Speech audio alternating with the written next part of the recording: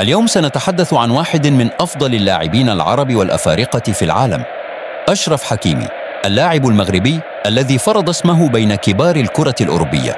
ولد أشرف حكيمي يوم 4 من نوفمبر سنة 1998 في مدريد بإسبانيا من أبوين مغربيين. بدأ مسيرته الكروية في أكاديمية ريال مدريد، النادي الذي حلم منذ طفولته أن يمثل ألوانه يوما ما. وفي موسم 2017 و2018 تحقق الحلم وظهر لأول مرة بقميص ريال مدريد في الدوري الإسباني تحت قيادة زين الدين زيدان، ولعب 17 مباراة وسجل هدفين. بعد ذلك تمت إعارته إلى بروسيا دورتموند لمدة موسمين، وهنا ظهر حكيمي الحقيقي. انفجرت موهبته بسرعة، حيث لعب 73 مباراة، سجل 12 هدفا وصنع 17 هدفا آخر.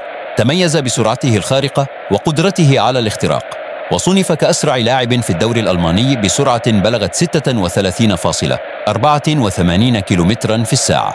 مع دورتموند فاز بكأس السوبر الألماني سنة 2019.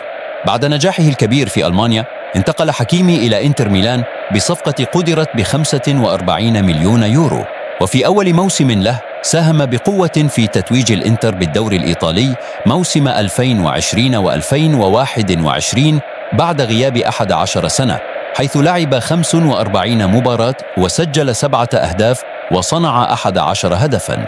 في صيف 2021 انتقل حكيمي إلى باريس سان جيرمان بصفقة كبيرة بلغت 68 مليون يورو. مع باريس واصل تألقه وساهم في تتويج الفريق بالدوري الفرنسي موسمي 2021 و2022 ثم 2022 و2023، كما فاز بكأس السوبر الفرنسي مرتين. أما على مستوى المنتخب الوطني المغربي فقد شارك لأول مرة سنة 2016 وهو بعمر 17 عاما فقط. خاض كأس العالم روسيا عام 2018، لكن إنجازه الأكبر جاء في مونديال قطر عام 2022، حين كان أحد أبرز نجوم المغرب في الوصول التاريخي إلى نصف النهائي كأول منتخب إفريقي وعربي يحقق ذلك. اشتهر بركلة الجزاء التاريخية أمام إسبانيا التي نفذها بطريقة بانينكا، مؤكدا قوته وثقته الكبيرة. اليوم أشرف حكيمي لا يزال شابا بعمر 26 سنة، لكنه حقق ما لم يحققه لاعبون طوال مسيرتهم: ظهير سريع، هجومي، ذكي تكتيكيا، وصاحب شخصية قوية جعلته رمزا للمغاربة والعرب جميعا. أخبرونا في التعليقات، هل تعتقدون أن حكيمي سينتقل إلى فريق جديد قريبا؟